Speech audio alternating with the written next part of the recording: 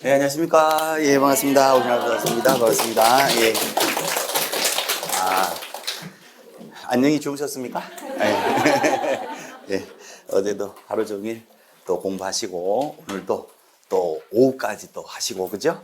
예, 그러면 중개법은 100점 나옵니다. 예, 이 정도 정성이면 100점 나오게 돼 있습니다. 예, 걱정하지 마시고. 다만 100점을 넘지는 않습니다. 다만. 예, 그러니까. 네, 자, 이제, 요 교재 다 받으셨나요? 예, 핵심 이론 총정리해서 요 교재가 있습니다. 교재. 오케이, 오케이. 자, 교재를 보시면 올해도 합격 이렇게 돼 있고, 앞에 이제 개정법령 나옵니다. 그죠? 요 개정법령은 일단 통과합니다. 개정법령은 우리가 설명 다 드린 내용인데, 그대로 똑같은 자료 붙여놓은 거예요. 그래서 일단은 넘어가시는데, 자, 어디로 가시냐면, 진도를요, 공인중개사 법령 뒤에 가면 부동산 거래 신고법이 있어요. 그래서 오늘은 이제 신고법부터 중개 실무 그걸 먼저 하고 그 다음에 맨 앞으로 올 거예요. 그래서 일단은 페이지를 몇 페이지를 펼쳐 놓으십니까 하면 일단은 뒤로 쭉 가보시면요. 39페이지가 있습니다.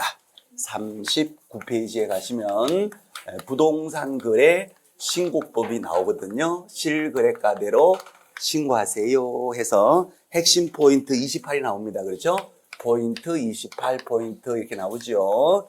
진도를 일단은 여기서부터 하려고 합니다. 예.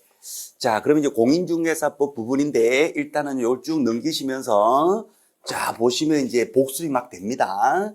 내용 다 아는 거니까 일단은 쭉 한번 넘겨볼게요. 개공, 직원 이야기, 사무소 이야기, 그죠? 설치하고 이전하고, 광고하고, 모니터링하고, 중개계약, 설명, 지금 복습하고 계시죠? 그죠? 설명서 작성 의무, 계약서 작성 의무, 그 다음에 예치제도, 금지행위, 업무 보증 손배 책임 복비 이야기, 그 다음에 거래 정보망, 협회 이렇게 나올 거고, 그 다음에 보칙에서는 이제 포상금 제도, 그 다음에 행정 수수료, 그 다음에 각종의 처벌 규정, 그쵸? 지금 복습이 막 되죠, 그죠? 쭉 따라가면서 이제 쭉 이제 복습이 됩니다. 그래요. 그래서 이제 39페이지. 자, 일단 39페이지 가시면 포인트 28 부동산 거래 신고 제도 여기서부터 오늘 진도를 하려고 합니다.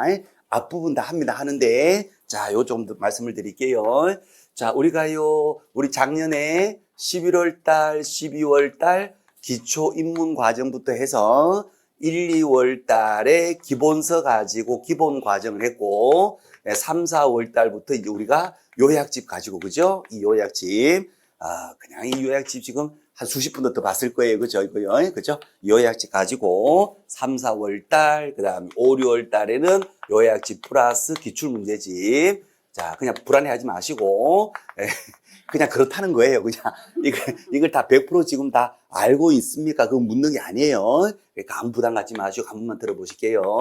7, 8월 달에 예상 문제집까지 이렇게 했는데 요 예상 문제집 뒷부분에 아직 진도가 덜 나갔어요. 그죠? 그래서 그 뒷부분을 오늘 오후에 이제 보강을 한번 합니다. 그렇죠? 자, 어쨌든 이제 정규 과정이 요렇게 지금 진행이 된 상태고 이제 오늘이 이제 9월 달, 10월 달에 이제 첫 주가 돼요. 그죠? 9월 달, 10월 달 과정의 파이널 과정입니다.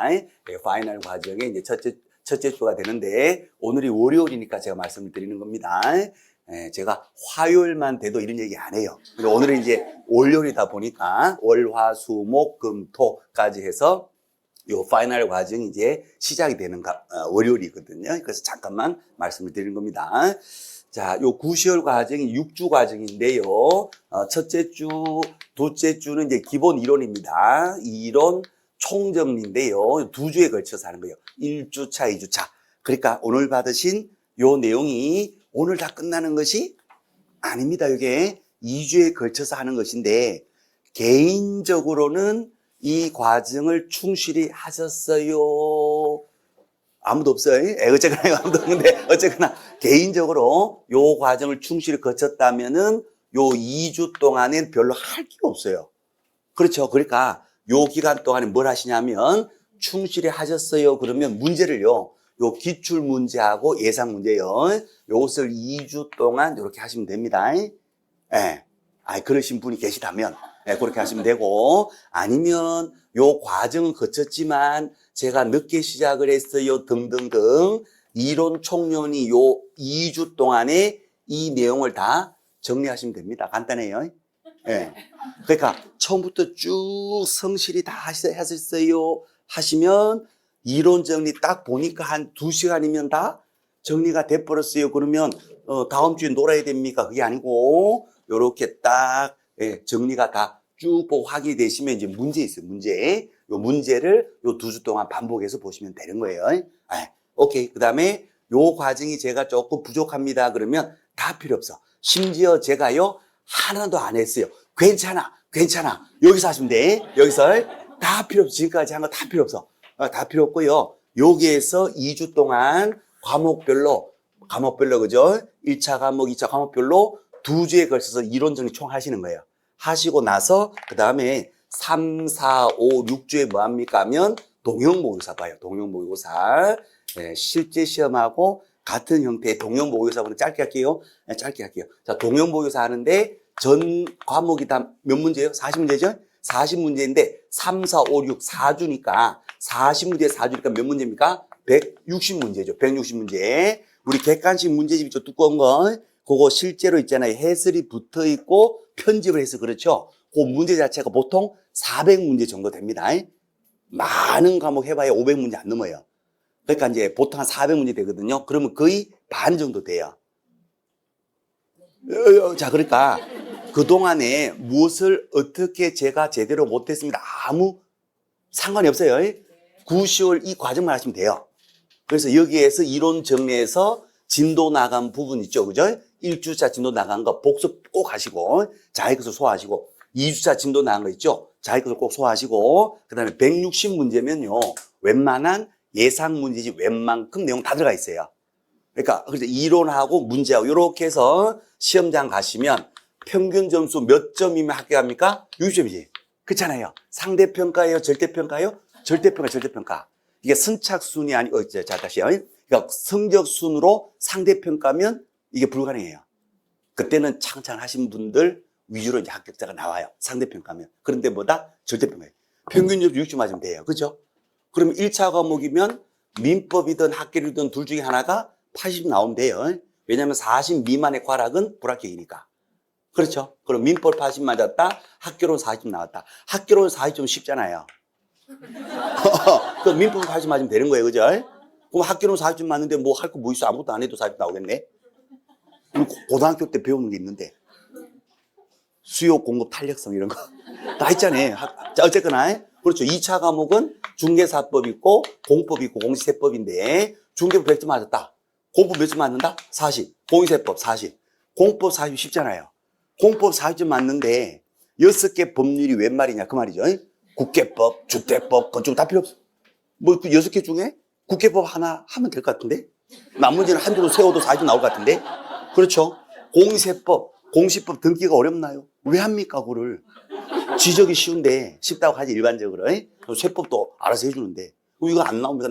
나오잖아요. 이거 나온다니까 중급 100점 나온다니까요. 그러니까 1차는 한 과목, 2차도 한 과목. 1차는 8점 만점, 2차는 100점 만점.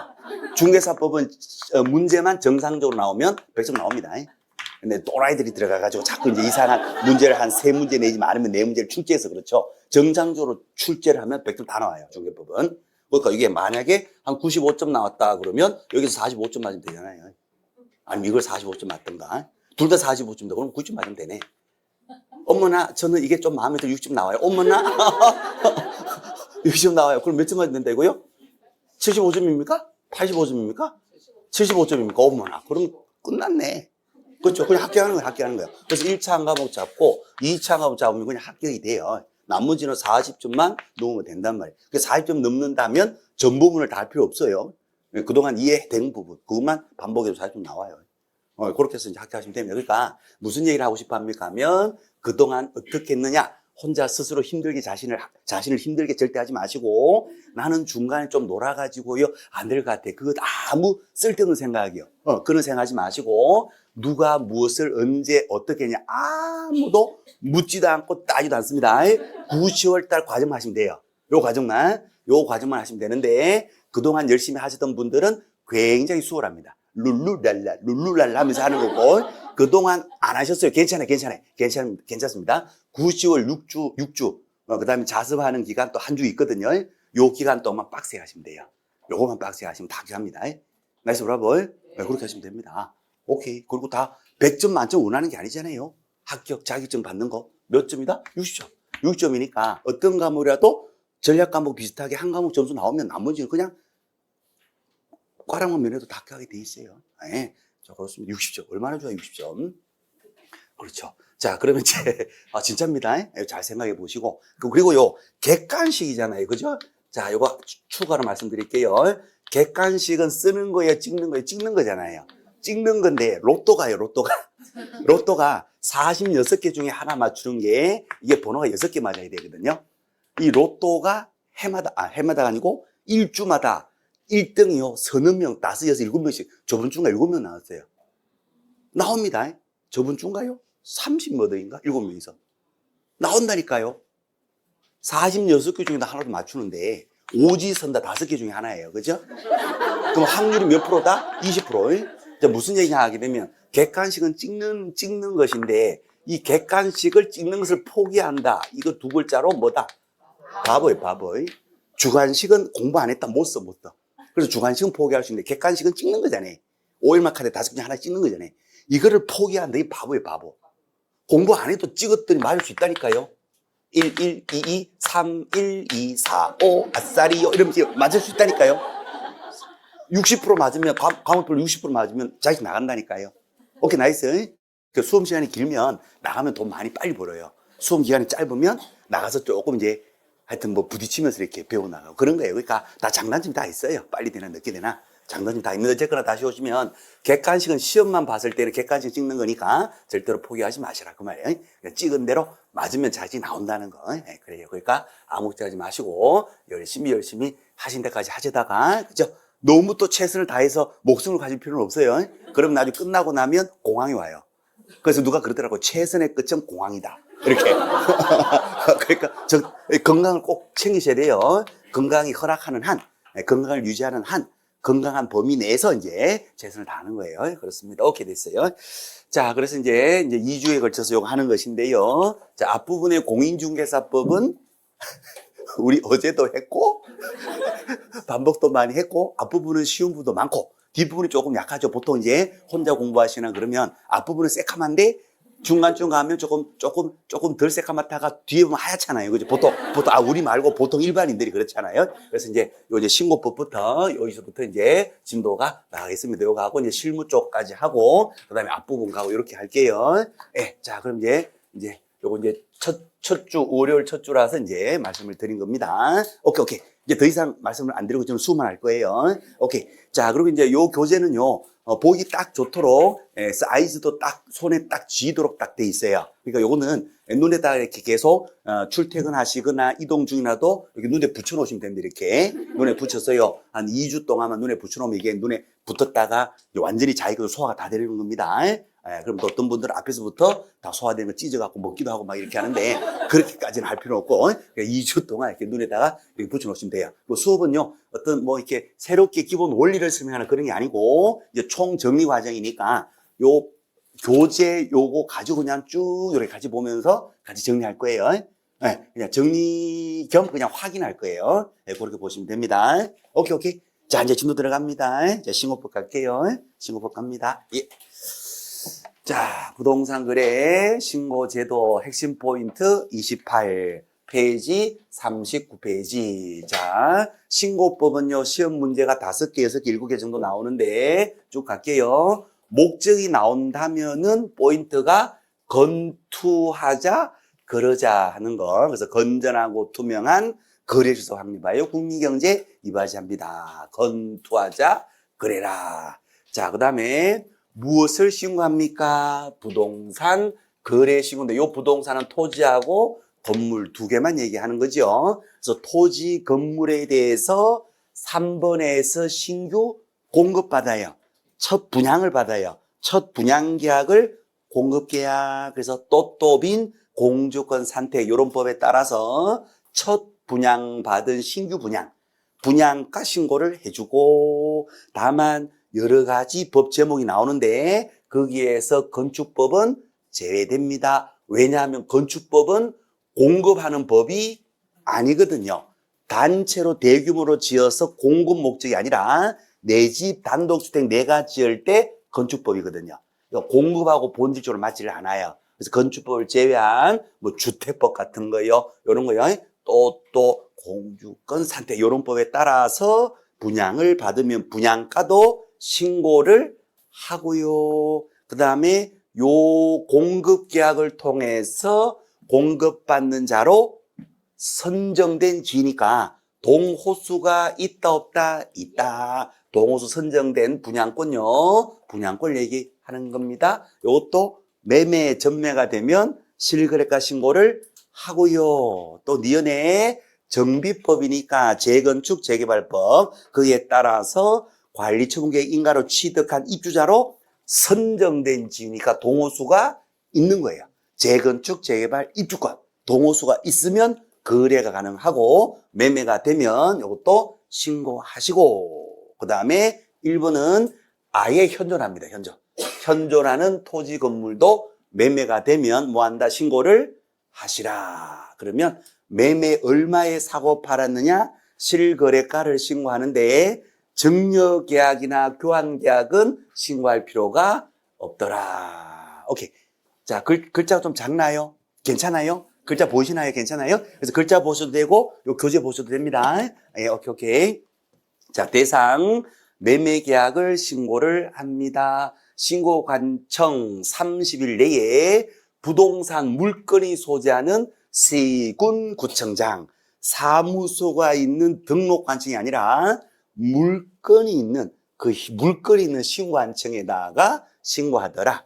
사무소는 여기 있어도 물건이 저기 있으면 어디 가서 신고한다? 저기 가서 신고하더라. 자, 어떤 내용을 신고합니까? 인꼬부부 실제 업조 시험 문제 100% 나오죠. 반드시 나오죠. 인적사항, 누가 사고 팔았느냐, 계약 날짜 언제냐, 중도금 잔금 날짜 언제냐, 그 다음에 부분대에 어떤 부부냐, 어떤 부동산이냐, 면 종류 소지지, 면, 우동, 짬뽕, 면 종류를 좋아해서 소지지 들고 다니면서 같이 먹는 부부, 면적, 종류, 소재지번 지목. 자, 요거 신고를 합니다. 내부시설 상태도 신고한다. X. 벽면 도배도 신고한다. X. 이 두 개는 확인, 설명사고 관계가 되더라. 부동산 거래 신고하는 관계되는 것이 아니다. 자, 그 다음에 실거래가. 5번에서 실거래가. 당연히 신고하고요. 6번에 업자가 있으면 개업, 공인중개사. 업자가 누구냐, 인적사항, 등록에 관한 사항도 다 신고하고, 조건이나 기한이 있을 때에도 조건 기한도 신고를 하더라. 그래서 인계 부부, 실제 업조, 요거를 신고하는 거지요. 자, 공법상의 용도 지역도 신고해야 한다. OX, X, 취득 조세도 신고해야 된다. X, 요런 것들 다 어디에 나오더라? 확인, 설명서에 나오더라 하는 거예요. 그죠? 그러니까 설명서 소속이냐, 부동산 거래 신고사항이냐, 이런 거 구별하시고. 자, 그 다음에 이제 요 신고사항에다가 인꼬부 실제 업조 거기에다가 자금 조달 계획서가 붙느냐 안 붙느냐 시험에 꼭 나올 것 같아요. 이거는 전통적으로 이거는 그냥 나오는 것이고, 원래는 자금 조달 계획서, 이게 도입된 지가 2년 차거든요. 작년에 못 냈거든요. 그래서 원래 나올 확률이 무지 많습니다. 그래서 언제 자금 조달 계획서가 붙습니까? 했더니, 그죠? 주택하고 토지에 대해서, 자, 주택하고 토지에 대해서 매매가 되는데, 자, 볼게요. 주택입니다. 개인이 주택을 거래하는데 투기 과열지구나 조정대상 지역이에요 하게 되면 얼마 이상 주택일 때 자금 조달 계획서가 추가로 들어갑니까? 모든 주택. 투조지역은 모든 주택에 대해서 자금 조달 계획서가 다 들어가야 합니다. 그리고 자금 조달 계획서 안에 지급 방식, 그 다음에 입주 계획, 이거 다 포함이 되어 있습니다. 그래서 자금 조달 계획서 안에 지급 방식, 입주계획이 다 포함되어 있으니까 공부하실 때는 그냥 자금 조달 계획서다 이러시면 되는 거야. 그래서 이때는 모든 주택에 대해서 매매가 되면 자금 조달 계획서 다 들어가고, 가로 열고 비규제 지역이에요. 그러면 6억 이상 주택일 때 자금 조달 계획서가 들어가야 되고, 자, 그럼 동그라미 2번 중요했죠. 오로지 투기 과열지구, 동그라미 과열지구일 때는 자금 조달 계획서만 쓰는 것이 아니라 거기에다가 증빙 서류까지. 그래서 중도금, 잔금은 제가 통장에 돈 있거든요. 그걸 가지고 낼 거예요. 자금 조달은 통장에 있는 돈 가지고 낼 거예요. 그래? 그러면 통장 가져와. 통장까지 제출을 해야 합니다. 증빙 서류까지 제출해야 됩니다. 이곳이 딱 한 군데가 있었습니다. 그림도 유명한 투기 과열지구. 너무 과한 거 아닙니까? 해서 사람 말을 못 믿나요? 그래서 과열지구에서는 자금 조달 계획서에다가 증빙 자료까지 들어가더라. 자, 그럼 시험 문제에서 통장 증빙 자료는 조정 대상 지역에도 제출을 해야 된다. X 오로지 투기 과열지구에서만 증빙 자료 통장이 들어가더라 하는 거. 자, 넘어갈게요. 그 다음 페이지로 가시면 맨 위에 법인입니다. 자, 법인이 주택을 거래합니다 하게 되면 기본적으로 인계부부 실지업죠. 기본적으로 신고를 하고요. 인고부부 실지업죠. 거기에다가 추가해서 신고를 해야 되는 게 있습니다. 추가 신고. 법인은 등친 목자리, 등기된 친구는 목 좋은 자리에 앉혀라. 등친 목자리, 등기된 친구, 좋은 친구는 에어컨 앞에 목 좋은 자리에 앉혀라. 그래서 에어컨 앞에 하고 있으면 목으로 확 들어오니까 감기 걸려버려라. 뭐 그러니. 그래서 등기된 친구는 목 좋은 자리에 앉혀라. 이것이 추가로 신고 들어갑니다. 자, 그럼 이제 등기 현황. 진짜 법인 맞느냐? 법인의 등기 현황. 그 다음에 상대방하고 친족관계 있느냐? 이 특수관계 있느냐? 짜고 치느냐? 해가지고요. 요 친족관계 여부, 친족관계 있느냐? 이런 것을 다 신고를 해줘야 합니다. 자, 그 다음에 법인이 주택을 취득합니다 하게 되면 취득의 목적이 뭐냐? 그 다음에 자금 조달 계획에다가 이용계획, 요거 다 한 장으로 되어 있습니다. 자금 조달 계획서, 자금 조달 계획서가 들어가는데 얼마 이상일 때 자금 조달 계획서 들어갑니까? 모든 주택이죠. 모든 주택에 대해서 법인이 주택을 매수합니다. 그러면 금액 관계없이 뭐다? 자금 조달 계획서 다 들어갑니다. 모든 주택, 법인은 모든 주택에 대해서 자금 조달 계획서가 다 들어가요. 그죠? 유령회사 차려가지고 허위로 가격 막 비싸게 신고해서 시세 끌어올렸던 3, 4년 전 부동산 폭풍 불 때 그때 이거 안 되겠다 해서 유령회사를 걸러내자 해서 진짜로 등기된 회사 맞느냐, 상대방 친족 관계하고 짜고 치느냐, 이런 것들 다 신고하면서 자금 조달 계획서는 법인은 모든 주택에서 다 내라. 금액 관계없이 다 내라. 오케이. 당연히 투기 과열지구입니다. 그러면 즉 뭐까지 내야 된다? 통장, 증빙서류까지 다 내는 겁니다. 그렇죠? 오케이. 자, 이렇게 되는 겁니다. 그래서 법인일 때는 뭘 붙인다? 등친 목자리. 요걸 추가해서 신고를 한다는 거예요. 그죠? 자, 그러면 여기에서 이제 조금만 더 가면 위에 가시면 등기 현황하고요. 요건 선택사항입니다. 선택사항. 등기 현황하고 친족 관계인데 요 두 가지가 신고가 안 들어가는 경우가 있어요. 언제 안 들어가느냐? 당사자 중에 국가가 포함되는 경우. 국가가 포함되었다 하게 되면 등기가 됐는지 친족관계인지 신고한다 안 한다 이거 안 합니다. 국가하고 친족 일수가 없어요. 자, 그 다음에 공급계약. 공급계약은 첫 분양받는 거잖아요. 그죠? 그러니까 신규 분양받는 거. 이때는요, 분양하는 그 분양 사업자가 얘가 진짜로 법인이 다 알아서 확인합니다. 그래서 내가 법인 맞아요 할 필요 없어요. 자, 그 다음에 신규 분양권요. 신규 분양권 요거 이제 전매에서 매매가 되면 분양권의 명의자를 쉽게 표현할게요. 건설회사에서 분양권의 명의자를 바꾸거든요. 그럼 그때도 건설에서 다 알아서 확인합니다. 그래서 내가 법인입니다 할 필요가 없어요. 오케이. 자, 그래서요. 국가, 그 다음에, 신규 공급 계약, 신규 분양 받는 겁니다. 자, 그 다음에 신규 분양권, 요런 것들은 등친, 요거 신고할 필요가 없다. 이렇게 돼요. 국공신은 제외된다. 국공신 제외. 국공신 제외. 자, 그러면 국공신이 아니라 일반 법인들끼리 현존하는, 자, 법인하고 현존하는 아파트, 주택을 매매합니다. 그러면 둘 다 법인이에요. 민간법인. 그러면 등친 목재가 다 들어갑니까? 안 들어갑니까? 싹 다 들어갑니다. 일반 법인이다. 일반 법인끼리 현존하는, 주택, 현존 주택에 대해서 매매돼요. 이건 싹 다 들어갑니다. 근데 일반인 국가다 하면 등친이 필요 없어요. 그죠? 국공신은 등친이 필요가 없다. 국공신하고는 등친하지 않는다. 오케이. 선택사항 스트레스 받지 마시고. 지금 이제 두 번 해서 세 번 했어요. 두 번이나 세 번 했어요. 그죠? 이제 앞으로 이제 두 번 더 할 거예요, 제가. 수업 시간에. 그러니까 아무것도 하지 마시고. 자, 나중에 이제 문제, 동형 모의고사에 난이도 있는 문제로 출제할 거예요. 그때 가서 또 한두 번 반복하시면 돼요. 그렇구나. 그리고 국공신은 째야 되는구나.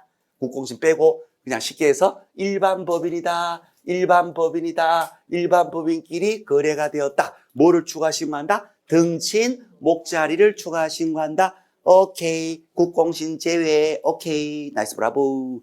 자, 토지로 갑니다. 자, 토지는요. 수도권 광희 세종시 수강세에 있는 토지다. 그러면 얼마 이상 토지? 1억 이상 토지일 때 자금 조달 계획서가 들어갑니다. 그렇죠? 자, 기타 지역입니다. 기타는 얼마 기준이다? 6억 기준. 6억 이상 토지일 때 자금 조달 계획서가 들어가는데, 오케이. 자, 선택사항 일단 선택.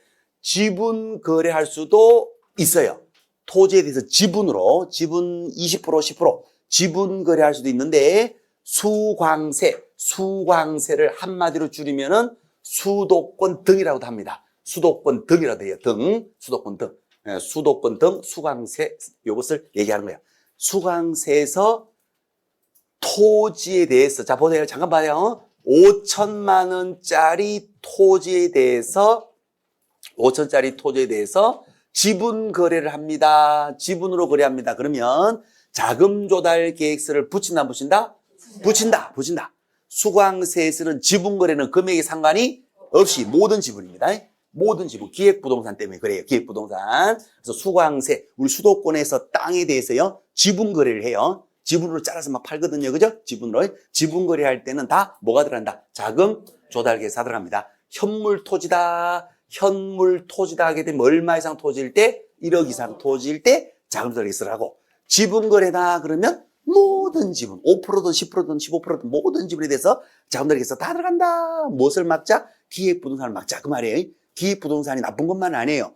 물론 좋은 정보 많습니다. 그 땅도 사면 올라가요. 다만 시간이 얘기하는 것보다 조금 더 걸려요. 거기서 얘기하는 것보다 조금 더 걸려요. 하지만 그것도 좋은 정보 맞아요. 그럴 수 있어요. 나쁘다는 뜻이 아니에요. 그냥 이제 우리는 시험 봐야 되니까 있는 그대로 하는 거예요. 그래서 이제 기획부동산은 국가는 별로 안 좋아합니다. 그래서 기획 때문에 수강세 있는 토지는 현물 토지일 때가 1억 이상 토지고, 자금 조달 계획, 지분 거래일 때는 모든 지분에 대해서 다 자금 조달 계획서 다 들어간다는 건, 자, 기타 지역은 현물 토지든 지분 거래든 토지 자체가 얼마 이상 된다? 6억 이상 됐을 때만 자금 조달 계획서 붙습니다. 6억 토지 현물로 거래가 되든 6억 이상 토지에 대한 지분 거래를 하든, 여기서 기본 전제가 얼마 이상 토지 된다? 6억 이상 토지에 대해요. 오케이, 나이스. 그럴 때 자금 조달 계획서가 붙는다는 거. 오케이. 자, 요것도 있잖아요. 지분 거래도 지금 한 세 번 정도 반복됐거든요. 그래서 요것도 이제 나중에 동형 모의고사 통해서 두세 번 더 반복할 거예요. 그러니까 이제 요 부분하고, 자, 결론적으로 스트레스 받으시면 안 됩니다. 나는 괜찮아요. 거기까지는 나 필요 없어. 괜찮아. 근데 듣다 보면 또 돼요. 그러니까, 다시. 그러니까 스트레스 받지 마시고. 그러니까 이겁니다. 그러니까 한 200%, 300% 준비해서 가도 시험 문제 40문제밖에 안 나와. 그러니까 우리가 준비를 40문제, 딱 40개 포인트만, 다시요. 그러니까 우리가 40문제 나오는 것만 합니까? 아니잖아요. 공부를 더 많이 하고 모든 준비된 상태에 가잖아요. 그죠? 그러니까 200% 3% 준비해서 가도 안 나올 수 있어요. 안 나올 수 있어요. 그러니까 쉽게 나오면 현물, 토지, 수강세는 얼마 이상? 1억 이상. 기타진 얼마 이상? 6억 이상. 그럼 끝날 수 있어요. 근데 혹시나 해서 이제 난이도 조절용으로 붙이는 거예요. 여기에 더 너무 스트레스 받으면 안 돼요. 어쨌거나 개인적으로 5번 이상 반복할 거니까 스트레스 받지 마시고. 자, 그렇습니다. 자, 그래서요. 위에 이제 법인 거래입니다. 하게 되면 등신이 필요 없는 게 있어요. 국공신. 국공신은 등신이 필요가 없다. 등친, 등기현황, 친족관계 필요가 없다. 국공신. 오케이. 자, 지분거래일 때는 수강세다 그러면 모든 지분에 대해서 다 자금조달에서 다 붙더라. 기타는 6억 이상 토지일 때 현물이든 지분이든 자금조달 계획서가 붙더라. 오케이. 알겠어요. 됐어요. 자, 그 다음에 이제 부동산 거래 신고합니다. 직접 가서 방문 신고할 수도 있고요. 방문 신고 아니면 인터넷으로 전자문서로 신고할 수도 있는데 전자하고 방문의 가장 큰 차이는 전자문서는 1588 대리가 되지 않더라. 그죠? 방문에 한해서만 대리가 가능하더라. 자, 방문 신고할 때는 신고서를 쓰고요. 그 다음에 기본적으로 신분증을 들어갑니다. 신발은 신고 갑니다. 매매계약서는 필요가 없습니다. 원칙적으로 신발 신고 가면 되는 거예요. 오케이. 자, 그 다음에 누가 신고합니까? 하면 거래 당사자가 직거래했어요. 그럼 누가 신고한다? 지들이 알아서 공동신고합니다. 자, 공동신고라는 말은 신고서를 같이 쓰고 서명 또는 날인을 같이 합니다. 서명 및 날인은 신고법에 나오지를 않습니다. 서명 또는 날인을 같이 해서 같이 쓰고 도장을 같이 찍는데 신고서 제출은요. 진정한 신고서가 만들어졌어요. 공동으로. 다만 종이 쪼가리 제출은 누가 한다? 아무나 1인이 하면 된다는 거. 그래서 제출을 공동 제출해야 된다. OX, X. 오케이. 제출은 1인 제출. 제출하는 자는 신분증 가지고 가는 겁니다. 자, 예외적으로 일방이 신고를 거부해요. 나 신고 안 할 거예요. 야, 왜 신고 안 하느냐? 신고 안 하면 500만 원 이하의 과태료다. 귀찮다. 신고 안 한다. 자, 그럼 나머지 일방이 단독 신고할 수 있는데 이때 단독 신고할 때는 어떤 수를 들고 가야 됩니까? 기본적으로 신고서에다가 신분증, 신발은 신고 가는데 거부한 시기 때문에 추가되는 수료가 있어요. 뭐다? 사유사하고 계약서 사본이 붙습니다. 그렇죠? 거부한 시기 때문에 부과되는 것이 추가되는 것이 사유사하고 계약서. 거부한 시기. 이걸 첨부해서 30일 내에 그죠? 단독 신고할 수도 있다. 그럼 신고한 자는 처벌이 안 되는데 거부한 자는 처벌이 되더라. 거부한 시기. 자, 그 다음에 3번에 민간인하고 국가하고 거래했다. 국가가 신고. 그렇죠? 민간인하고 지자체하고 민간인하고 공공기관이 직거래했다. 누가 신고한다? 국가, 지자체, 공공기관, 저 국가 등이 신고를 하더라. 자, 방문 신고할 수도 있고 인터넷 신고할 수도 있는데 방문 신고할 때는 직거래했어요. 방문 신고할 때는 1588 대리 불러도 되고요. 그때 1588 대리는 뭐를 들어가야 됩니까? 포인트가 위임자 들어가야 돼요. 1588 대리는 위임장을 들어가야 됩니다. 개공의 대리는 소공인데 소공은 위임장이 필요가 없어요. 근데 1588 대리는 구청 공무원이 너 누구냐라고 물어보니까 그때는 위임장 들어가야 된다는 거. 그래서 1588 대리는 기본적으로 신고서 대신 제출하면서 본인의 신분증도 들어가는 거고 신발 신고 가면서 무엇을 포함시킨다? 위임장. 위임한 자의 자필 서명이 되어 있는 위임장. 그리고 위임인의 신분증 사본이 여기에 또 붙어 있더라. 복잡합니다. 그러면 위임장이 포인트예요. 1588 대리는 위임장 들어간다. 자, 개공의 대리인 소공은 위임장이 필요가 없다. 1588 대리는 위임장 들어간다. 자, 그 다음에 그 밑에 양가로 2번 갑니다. 개공이가 중개했어요. 그러면 누가 신고한다? 개공이가. 맨 밑에 개공이가 신고합니다. 자, 개공이가 신고서에다가 신분증 들고 가겠죠. 신발 신고 가겠죠. 동그라미 2번. 이 경우에 매도 매수인은 아무런 신고 의무가 없다. 그래서 매도 매수인은 서명 날인도 한다 안 한다? 안 한다.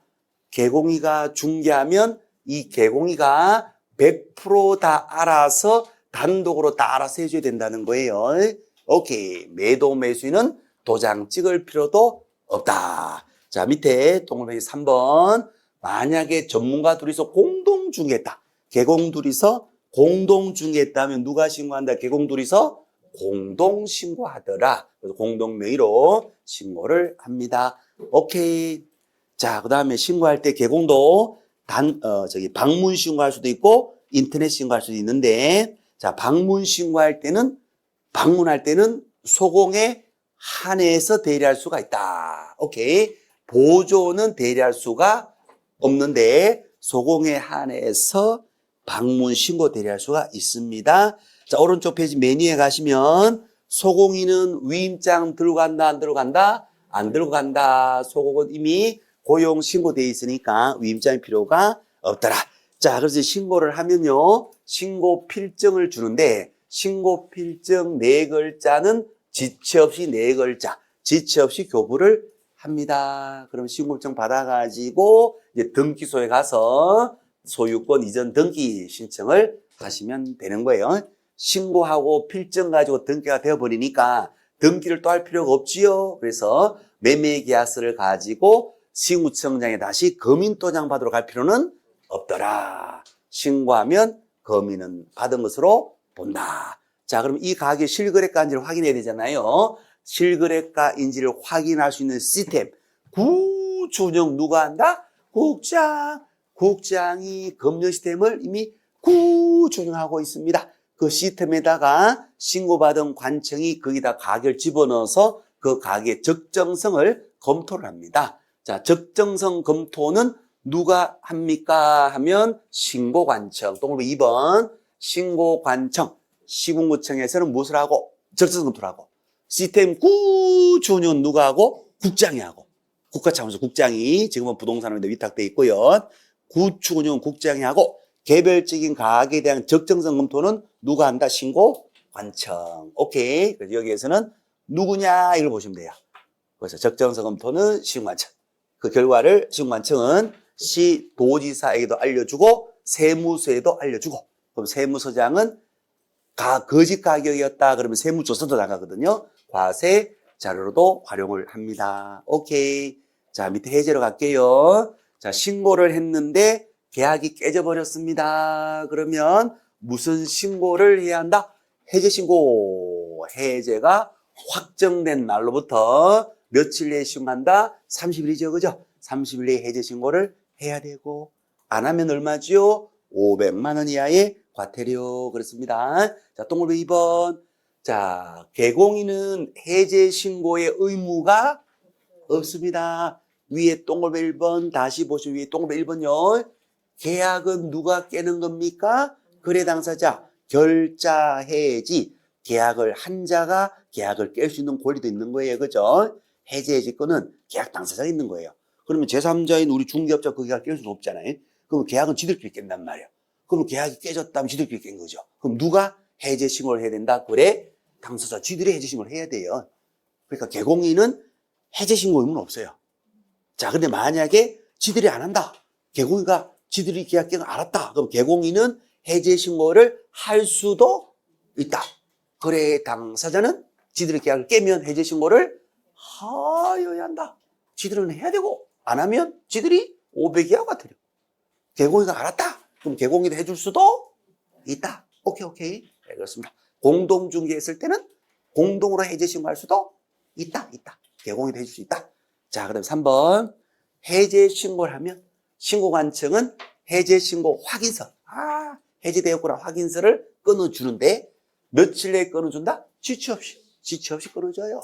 신고하면 신고 필증을 지체 없이 주고, 해제 신고 들어오면 해제 신고 확인서를 지체 없이 주고, 정정 신청 고쳐주세요 그러면 지체 없이 고쳐서 재발급해주고, 변경 신고 바꿔주세요 그러면 지체 없이 변경 바꿔서 재발급해주고. 그러니까 신고관청에 나오는 건 다 며칠 내에 나온다? 다 지체 없이. 오케이. 나이스. 자, 그 다음에 4번요. 부동산 거래 신고를 국토부 홈페이지 들어가서 전자 시스템을 통해서 전자 매매계약을 써버리면 자동 신고가 들어갑니다. 그렇죠? 자, 자동 신고 들어갔어요. 해제 신고도 어떻게 하면 된다? 국토부 홈페이지 들어가가지고 해제 버튼을 눌러버려요. 그럼 자동으로 뭐가 된다? 해제 신고가 되는 겁니다. 그래서 전자적으로 해제를 했을 때는 해제 신고를 또 별도로 할 필요가 있다, 없다? 없다. 오케이. 매매계약서를 전자계약서를 국토부 홈페이지에 전자계약서를 써버리면 자동으로 신고 들어가니까 별도로 부동산 거래 신고할 필요가 없다. 거기 들어가서 해제 버튼 눌러버리면 해제 신고를 별도로 또 할 필요도 없다. 오케이. 자, 됐어요. 그래서 전자 시스템에 들어가서 해제를 해버리면 해제 신고는 한 것으로 본다. 오케이. 바리제이션. 자, 그 다음 정정신청. 정정신청은 뭐예요? 신고를 제대로 했는데도 불구하고 신고 필정이 잘못 나올 수도 있고, 신고를 의도하지 못하게 잘못 신고하는 바람에 신고 필정이 잘못 나올 수도 있어요. 어쨌거나 신고 필정이 잘못 나오는 경우, 그때는 요 잘못 나온 신고 필정에 면적이 잘못 나왔다, 요거 고쳐주세요 할 수도 있어요. 그때는 어떻게 고쳐주세요 합니까 하면 잘못 나온 부분을 체크를 해요. 그거를 체크해서 면적이 100제곱미터인데 10제곱미터 똥이 하나 빠졌는데요. 100을 10으로 딱 수정하고 체크합니다. 거기에다가 서명 또는 날일 딱 하는 거예요. 그렇게 해서 제출해서 요 면적 잘못 나왔어요. 고쳐주세요. 그러면 며칠 내에 고쳐준다. 지체 없이 고쳐진 내용으로 다시 신고 필정을 뭐 해준다? 재발급해 줍니다. 자, 며칠 내에 고쳐서 재발해 준다? 지체 없이. 자, 그럼 지체 없이 확인하고 지체 없이 고칠 수 있는 것들은 정정신청 대상이 되는 거예요. 그죠? 자, 근데 고쳐는 주는데 시간이 많이 걸리더라도 다 확인해야지 고쳐주는 게 있어요. 그런 것들은 정정신청 대상이 되지를 않습니다. 자, 그래서 지체 없이 바로 동그라미 3번 지체 없이 수정된 내용으로 필정을 재발급해 주는데, 지체 없이 확인되는 것이 법에 딱 정해져 있습니다. 10년에 한 번 정도 출제를 합니다. 올해가 10년 차입니까? 그거는 모릅니다. 자, 그래서 위에 동그라미 1번에 따르릉 있어. 따르릉 정정 신청할 수 있는 거. 자, 지체 없이 바로 확인해서 정정 신청할 수 있는 거. 요렇게 중개를 했단 말이에요. 그죠? 요 거래 당사자 관련해서는 거래 당사자 주소, 전화번호, 그 다음에 거래 지분, 거래 당사자 주전선수인지, 거래 당사자가 주전인지, 주소, 전화번호, 지분. 자, 그 다음에 우리 개공인은 얘들이 주전선수인지 소상이 전해라. 개공은 소상전. 개공은 소상이 전해주라. 축구를 뛰고 있는 갑돌이 얼순이가 주전선수인지 주전인지 개공아 가서 확인해봐. 가서 확인하고 소상전, 소상이 전해줘. 주전이 있는데요. 그러면 우리 축구 끝나면 같이 라면 먹으러 갈 텐데 면 종류 먹으러 갈 때 같이 가자라고 얘기해라. 됐지? 자, 그러면 이제 물건에 대해서는, 거래 대상 물건에 대해서는 면 종류 먹으러 가자. 면 종류 라면 먹을 때 같이 먹으러 가자. 됐지지, 됐지. 돼지권 비율 지목 거래 지분. 됐지지. 자, 그렇게 됩니다. 그랬어요. 자, 그래서 거래 당사자 주전인지 개공인은 소상전. 사무소 상호 전화번호 소상이 전해라. 자, 물건 주전인데요. 물건에 대해서는 뭐다? 면 종류 먹으러 가자. 면 종류 됐지지. 아우 머리 아파. 괜찮아요. 그냥 듣는 거예요. 듣다 보면 제가 5번 이상 하면 다 머리에 남게 돼 있어요. 그래서 남은 상태에서 시험장 가시면 되는 거예요. 나오면 아싸 올해가 10년 차구나. 오케이. 주전지, 소상전, 면 종류, 됐지지. 오케이. 나이스 브라보. 자, 대금하고 여기에 아무리 봐도 거래 대금이나 날짜 같은 주요한 사항은 그 자리에서 바로 고칠 수 있는 것이 아니더라. 대금 날짜 X. 오케이. 자, 시험이 쉽게 나오면 신고 필정이 잘못 기된 경우 변경 신고할 수 있다. X. 잘못 기되면 뭐다? 정정 신청할 수 있다. 하게 된다는 건 쉽게 나오면 그렇게 내고 끝내요. 근데 이제 또라이가 들어가면 물어볼 수 있다는 거. 10년에 한 번씩 또라이가 들어간다는 거. 자, 그래요. 동그라미 2번 가볼게요. 정정 신청을 하려고 합니다. 거래 당사자나 개공이가 신고 필정에다가 고쳐. 신고 필정이 잘못 나온 걸 고쳐요. 요걸 고쳐서 체크해서 요거 잘못 나왔어요. 고쳐주세요. 지체 없이 바뀐 내용으로 제보해 줍니다. 그러니까 가로 열고 정정 신청서를 따로 쓴다 안 쓴다? 안 씁니다. 정정 신청서 양식을 따로 쓰는 게 아니에요. 정정 신청서 양식은 없어. 왜 없습니까? 신고 필정을 지들이 잘못 만들어줬는데 우리한테 정정 신청서 쓰고요. 번호표 뽑고 기다리세요. 그러면 참는다, 때린다, 때려버리지. 그러니까 잘못 나오면 그 잘못 나온 부분 체크하시면 돼. 체크해서 똥이 하나 빠졌는데 고쳐주세요. 이렇게 하시면 돼요. 그럼 며칠 내고 준다. 지체 없이 고쳐서 재발해줘요. 이런 것들은. 오케이, 나이스. 그러니까 정정 신청서 서식을 따로 작성한다. XX. 자, 그 다음에 해당 부분에 서명 또는 난에서 시공관청에 가서 고쳐주세요. 원본을 가지고 요거 잘못 나와서 고쳐주세요 하시면 됩니다. 자, 다만 거래 당사자 주소, 본인의 주소, 얘나 자신의 주소나 전화번호는 자기만 혼자만의 정보죠. 주전은 뭐다? 단독으로 혼자 정정 신청할 수도 있다. 자, 요 주전은 주전 단독으로 성도날에서 정신할 수 있다. 그럼 나머지 것들은 어떻게 한다? 공동으로 합의가 돼야 되니까. 잘못 나온 건 맞지? 매도이나 매수나 맞네. 잘못 나온 건 맞네. 둘이 공동으로 체크해서 고쳐주세요. 며칠 내고 준다. 지체 없이 할 수 있는 거. 저전지, 소상전, 면적류, 대치지. 근데 나만 주전 단독. 주전은 뭐다? 단독으로 혼자서 고쳐서 할 수도 있다. 처음 듣는 거예요. 저도 지금 처음 말씀드린 거예요. 시험에 나온 적이 있다, 없다? 없다. 요 부분에 시험 나온 적 없어. 없는데 또라이가 들어가면 나올 수도 있다.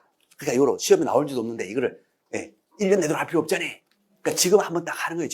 지금 딱 한번 하고 지금 딱 한번 딱 하고 그다음에 이제 10월 달에 한 몇 번만 더 하면 돼요. 그러면 또라이가 들어가도 우리는 맞출 수 있다. 이제 또라이 용도 다 잡아낸다. 그래도 공부보다 낫더라 이게. 그래도 공부보다 이게 낫다. 등기법보다도 이게 낫다. 그죠? 이제 그런 거예요. 그죠? 오케이. 자, 그럼 변경까지 하고 싶다 할게요. 변경. 똑같은 논리거든요. 변경. 자, 신고를 했는데 신고 필정이 제대로 나왔고 여기까지만 하면 돼요. 여기까지 하면 이제 어려운 거 없어요. 자, 했는데 신고 필정이 나왔는데요. 요거 가지고 이제 어디로 가면 된다? 등기소 가면 돼요. 등기소. 신고 필정 가지고 등기소 가서 등기하면 되거든요. 근데 등기하러 가다가 등기되기 전에 매도 매수인이 싸웁니다. 싸워가지고 우리 마음을 바꾸자. 오케이, 바꿔. 그래, 바꿔. 오케이. 자, 그러면 원칙은 신고한 대로 필정대로 원래 등기를 하고 내용을 바꿔버렸다. 바꾸면 바꾼 대로 다시 신고를 해서 신고 필정을 다시 받아가지고 등기로 가야 돼요. 근데 아직 등기되기 이전이니까 그렇게 돌아갈 필요 없죠. 바로 가는 거예요. 나온 신고 필정 들어가서 우리 마음을 바꿨거든요. 우리 면적을요 바꿨어요. 우리 둘이 싸워가지고 면적 땅을 좀 잘라서 이제 팔기로 했어요. 오케이, 그래요. 요거 바꿔주세요 하시면 바꿔줍니다. 며칠 내에 신고 필정 바꿔줍니까? 지체 없이 바꿔줍니다. 오케이. 자, 그럼 지체 없이 바꿀 수 있는 것도 법에 딱 정해져 있다는 거예요. 법에 딱 정해지는 변경사항인데 요거죠. 요거는 뭐다? 지체 없이 바꿔줄 수가 있는 거예요.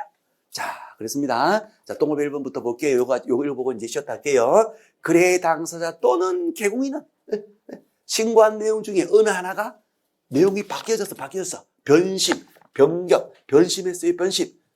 거래 당사자가 변심했어요. 자, 그러면 등기된 후입니까? 등기되기 전입니까? 등기되기 전이어야 돼요.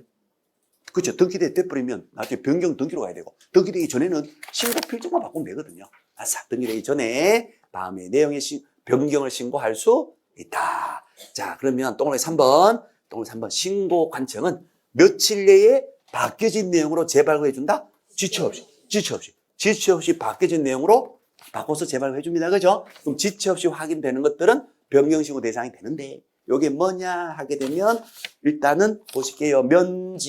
면적하고 지분. 자, 먼지인데 먼지는 모르겠지만 위에도 보니까 면적, 지분 있어요. 그죠? 먼지가. 그죠? 먼지가 있죠. 그죠? 그래 지금 이렇게 있죠. 그래서 먼지는 모르겠지만 먼지처럼 풀풀 날아다니다가 위에 붙으면 잘못 기재돼서 위에 붙으면 뭐가 된다? 정정 신청 사항이 되고, 먼지처럼 날아다니다 밑에 붙으면 뭐가 된다? 변경 신고 사항이 되는 거예요. 그래서 먼지는 모르겠지만 먼지는 뭐가 된다? 공통된다. 면지는 공통, 면적, 지분은 공통, 먼지 공통, 먼지는 아무데나 막 날아다닙니다. 오케이. 자, 그 다음에 조건기한, 쪼기, 연관, 굴비, 쪼기를 공동으로 다수 다 사버렸어요. 쪼기를 공동으로 다수 다 사버렸으니까 가격하고 날짜, 지금 날짜를 바꿔주세요 할 수가 있다. 자, 쪼기, 조건기한입니다. 연관, 굴비, 쪼기가 왔어요. 날이면 날마다 오는 쪼기가 아니에요. 트럭 장사가 왔어요. 쪼기 싣고 마을 주민들이 딱 보니까 쪼기가 통으로 다 마음에 들어. 야, 우리 트럭으로 다 사버리자. 공동으로 다수 다 사버리자. 오케이. 주민들이 다 사버렸어요. 자, 그러면 가격을 깎아주세요. 돈은 다음 주 받으러 오세요. 가격하고 날짜를 바꿔주세요. 할 수가 있다, 없다? 할 수가 있다. 오케이. 나이스. 그래서 쪼기, 조건기한, 공동 매수인 일부 변경, 다수 물건 일부 변경, 가로 열고 일부가 제외되는 거. 일제만 변경. 독일제 아니고 미국제 아니고 일제만 변경. 일부 빠지는 것만 변경 가능하고요. 자, 그 다음에 교체나 새로 추가가 되는 부분은 변경이 된다, 안 돼. 자, 그 다음에 대금하고 날짜 중에서 계약일, 계약금은 바꾼다, 못 바꾼다? 못 바꿔요. 왜냐하면 계약을 하고 30일 내에 부동산 거래 신고를 이미 했거든요. 중도금 날짜는 다음이고 잔금 날짜는 다음이다. 장래는 바꿀 수가 있어요. 변심할 수 있는데 이미 지나간 과거는 바꿀 수가 없다. 자, 그래서 계약금, 계약일은 못 바꿉니다. 교체나 추가는 왜 못 바꿉니까? 왜 변경이 안 됩니까? 하면 변경은요, 신고한 내용 중에서 뭐가 바뀌고 뭐가 빠지고 이럴 때 하는 게 변경이에요. 그러면 교체로 새로 들어갑니다. 빠지는 사람 대신에 추가로 새로 들어갑니다 하는 요 부분은 기존에 신고했던 부분이 아니잖아요. 그래서 새롭게 new face니까 새롭게 교체나 추가되는 부분은 뭐 해야 된다? 신고를 다시 하셔야 돼요. 재신고하셔야 돼요. 자, 그래서 결론적으로 자, 다 했습니다. 변경 신고 할 수 있는 거 일단은 먼지는 공통, 그다음에 쪼기, 조건기한, 공동 매수인 중에 한 명이 빠졌다. 다수 물건 아파트 세 채 같이 샀는데 한 채를 뺐다. 매수인이 공동 매수인 한 명을 빼버렸다. 물건 하나를 빼버렸다. 일부가 뭐 되는데 제외되는 경우만 변경 가능. 새로 들어갔다 그러면 새로 들어간 부분의 신고를 다시 하시래. 다음에 지나간 과거인 계약일, 계약금은 바꿀 수가 없다. 결국은 개고추는 변경이 된다, 안 된다? 안 된다. 왜 안 되느냐? 개고추니까. 개고추는 변경이 안 된다. 자, 됐죠? 그래서 먼지 공통, 쪼기 공동다수, 대금 날짜. 개고추는 변경이 안 된다. 자, 그 다음에 또 2번입니다. 면적은 변경이 없는데 이것도 지금 처음 말씀드린 거예요. 면적은 변화가 없어. 똑같은 100평짜리인데 금액만 바꾸러 갑니다. 금액이니까, 거래 금액이니까 계약금 말고 총 금액요. 총 금액도 바꿀 수가 있잖아요. 그지? 가격을 깎아주거나 올릴 수도 있잖아요. 자, 그래서 면적은 똑같은데, 똑같은 100평짜리인데 가격을 바꾸러 갑니다. 바꿀 수는 있어요. 가격 바꿀 수도 있는데 다만 구청에서 의심합니다. 아니, 똑같은 100평짜리가 어떻게 20억에서 10억이 될 수 있느냐? 이거 이상한 거 아니냐? 왜 20억짜리를 10억으로 바꿨다고 하느냐? 20억짜리를 왜 30억으로 바꿨다고 하느냐? 자, 20억짜리를 30억으로 바꾸러 갑니다. 바꿀 수 있어요, 없어요? 있습니다. 20으로 신고했다가 마음이 바뀌어가지고 30억, 10억도 줄 테니까 10억도 안 주면 내가 안 팔겠다. 자, 어쨌든 가격 바꿀 수 있는데 면적은 똑같은데 금액 바꾼다. 의심스럽지. 그러니까 어떠냐? 원래 30억짜리를 20으로 거짓말했다가 너 적발될 것 같으니까 30억으로 돌려주는 거 아니야? 이렇게 생각해요. 똑같은 면적인데 가격만 올린다. 가격 바뀐다. 또 원래 이 가격인데 잘못 이거 뭐야? 거짓 신고했다가 지금 단속한다니까? 원래로 돌리놓으면서 바꿨다가 얘기하는 거 아니야? 그런 의심이 들어요. 그러니까 똑같은 면제 금명 바꿀 수 있는데 그때는 뭘 붙인다? 계약서 붙여야 돼, 계약서. 그때는 계약서 등을 정명서를 붙여야 됩니다. 그래서 20억짜리 계약서하고 바꿨다 30억짜리 계약서를 둘 다를 제출해야 된다. 이렇게 되는 거예요. 이해되시죠? 그죠? 오케이, 됐어요. 자, 그럼 이제 변경신고, 요 사항, 정정신청사항, 10년에 한 번 나오는 것인데, 우리가 지금 충분히 커버가 일단 된 거예요. 그죠? 그래서 일단은 딱 인지해 주시고 있으면 됩니다. 오케이, 나이스 됐어요. 일단 쉬었다가요. 또 보겠습니다. 예, 절대 스트레스 받으시면 안 됩니다. 예.